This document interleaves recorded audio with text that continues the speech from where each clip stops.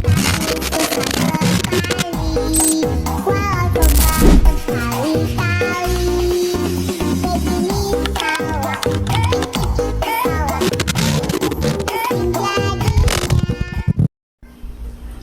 adik-adik semua, selamat pagi.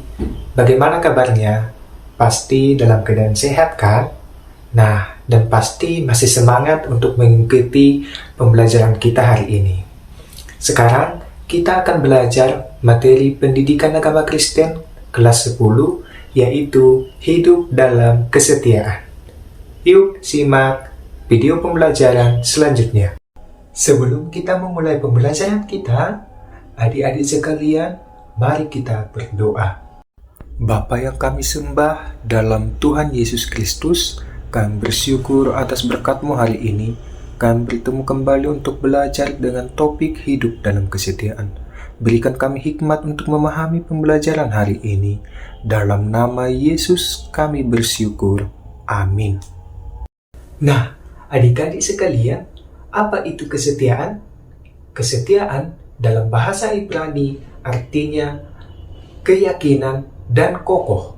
Sedangkan dalam Kamus Besar Bahasa Indonesia, setia artinya keteguhan hati, ketabahan, dan kepatuhan. Selanjutnya, kesetiaan menurut Alkitab. Kesetiaan adalah bagian tabiat Allah. Ada dalam Alkitab, sebab firman Tuhan itu benar, segala sesuatu dikerjakannya dengan kesetiaan. Mazmur 33 ayat 4. Karena Allah telah berfirman, aku sekali-kali tidak akan membiarkan engkau, dan aku sekali-kali tidak akan meninggalkan engkau. Ibrani 13 ayat 5b, keselamatan dijanjikan kepada orang yang setia, ada dalam Alkitab, dan kamu akan dibenci semua orang oleh karena namaku, tetapi orang yang bertahan sampai pada kesudahannya akan selamat. Dalam Matius 10 ayat 22. Nah, adik-adik, kalau begitu, apakah tawuran termasuk dalam kesetiaan? Tentu tidak sama sekali.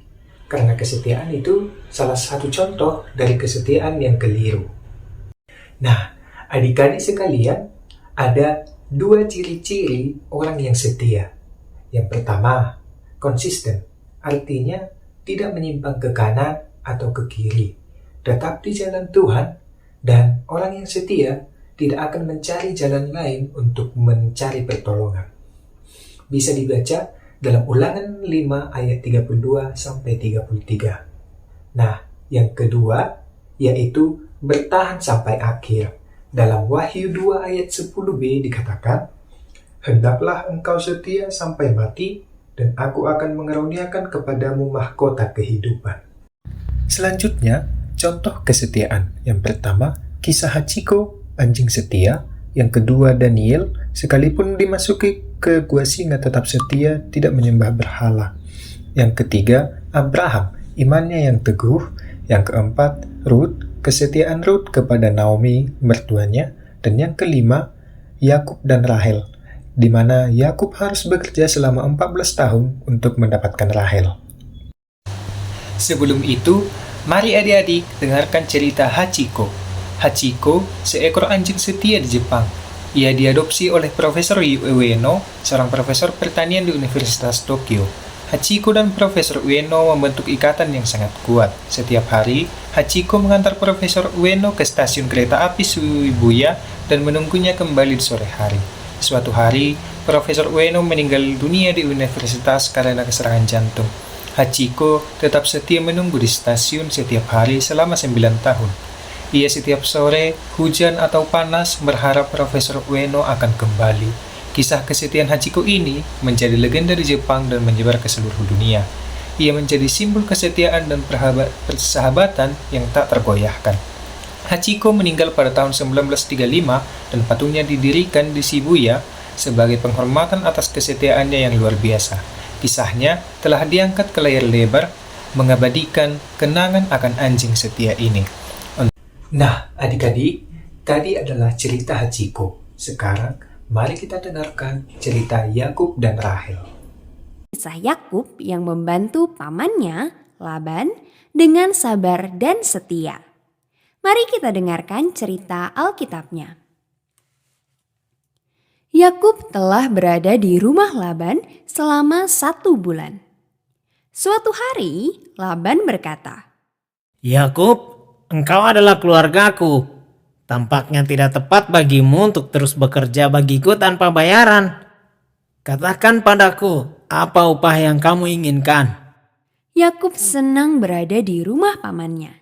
Dia tidak keberatan dengan pekerjaan itu. Dan dia juga mengagumi putri bungsu paman Laban yang bernama Rahel. Paman Laban, yang sangat aku inginkan adalah menikahi Rahel. Aku akan bekerja 7 tahun untukmu jika engkau mengizinkan Rahel menjadi istriku. Laban setuju. Itu terdengar seperti rencana yang bagus bagiku. Ya, tinggallah di sini dan bekerjalah untukku. Adik-adik, pada masa itu, seorang pria memberikan uang kepada ayah dari wanita yang ingin dinikahinya. Setelah pernikahan, ayah wanita harus memberikan uang itu kepada putrinya. Itu menjadi milik putrinya untuk disimpan. Tetapi beberapa pria tidak memiliki uang untuk mas kawin. Demikian sebutannya. Jadi, jika sang ayah setuju, pria itu bisa bekerja untuknya untuk jangka waktu tertentu. Itulah yang harus dilakukan Yakub. Maka Yakub mulai bekerja selama 7 tahun untuk menjadikan Rahel istrinya. Hari demi hari, dia dengan setia dan sabar melakukan semua yang diminta Laban. Dan waktu terasa cepat berlalu karena cintanya pada Rahel. Akhirnya 7 tahun berlalu. Sudah waktunya untuk menjadikan Rahel sebagai pengantinnya. Tapi Laban tidak jujur atau adil dengan Yakub. Dia suka Yakub bekerja tanpa bayaran. Dia tahu bahwa Yakub bekerja keras tanpa mengeluh. Terlihat jelas bahwa Tuhan membantu Yakub menjadi pekerja yang setia. Dan dia tidak membebankan biaya apapun kepada Laban. Jadi Laban memutuskan untuk melakukan sesuatu yang sangat salah. Dia akan menipu Yakub untuk mendapatkan lebih banyak tenaga kerja gratis darinya.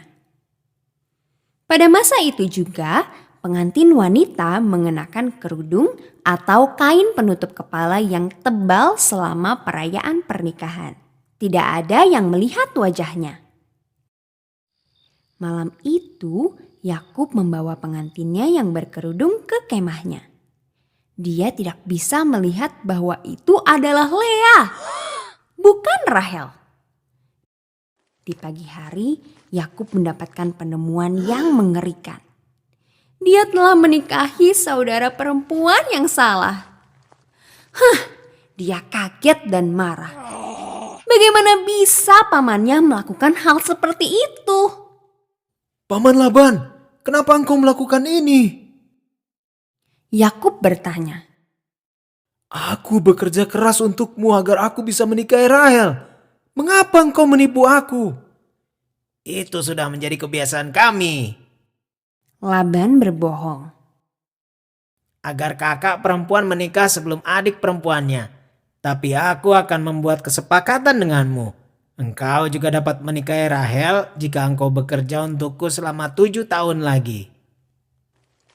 Pada masa itu, di negeri itu, banyak laki-laki yang memiliki istri lebih dari satu. Jadi, pada akhir minggu perayaan pernikahan Yakub dengan Lea, Yakub dan Rahel juga menikah. Kemudian, Yakub mulai bekerja 7 tahun lagi untuk Laban. Yakub bekerja tanpa bayaran selama 14 tahun. Wah, waktu yang lama untuk menikahi Rahel. Dengan sabar, Yakub melayani Laban sepanjang waktu. Dia benar-benar percaya bahwa memiliki Rahel sebagai istrinya adalah hal yang berharga. Dan Tuhan membantunya untuk melayani dengan setia bahkan ketika pekerjaan itu sulit. Nah, selanjutnya, kenapa kita harus setia? Yang pertama, karena Tuhan sudah terlebih dahulu setia kepada kita meskipun kita tidak setia. Jika kita tidak setia, Dia tetap setia. Dalam 2 Timotius 2 ayat 13a. Nah, selanjutnya, karena tidak ada yang dapat mengalahkan kesetiaan Tuhan kepada kita. Yang kedua, karena itu merupakan perintah dari Tuhan. Jangan ada padamu Allah lain di hadapanku. Dalam Keluaran 20 ayat 3. Tuhan menginginkan agar kita hanya beribadah kepada Dia seorang, karena hanya Dialah satu-satunya Tuhan yang layak disembah. Ia juga meminta agar kita tetap setia kepadanya dan tidak berpaling kepada Allah lain. Adik-adik, di atas ada 3 soal. Silahkan dikerjakan ya. Kesimpulan materi kita yaitu, kesetiaan adalah bagian dari tabiat Allah. Kesetiaan sangatlah diperlukan karena kesetiaan adalah salah satu dari buah roh. Banyak orang menyebut diri baik hati, tetapi orang yang setia siapakah menemukannya? Amsal 20 ayat 6. Dikatakan dalam Alkitab, Allah kita adalah Allah yang setia, tidak pernah berubah dan kasih setianya sampai ke awan-awan. Kita sebagai anaknya sudah sepatutnya kita pun setia kepada Bapa kita yang sudah terlebih dahulu setia kepada kita. Sebelum kita menutup materi kita pada hari ini, adik-adik, mari kita bersatu di dalam doa. Terima kasih Bapa atas kesetiaan kasih dan keadilan yang Kau berikan dalam kehidupan kami. Kau telah mengajarkan kami untuk selalu setia dalam segala hal, kiranya Engkau dapat memimpin kami dalam setiap langkah dan perjalanan hidup kami. Kami serahkan seluruh hidup kami dalam tangan-Mu, baik tubuh, jiwa, dan roh kami. Hanya di dalam nama Yesus Kristus kami berdoa dan mengucap syukur. Amin. Nah, demikian materi kita hari ini adik-adik. Sampai jumpa kembali ya. Shalom.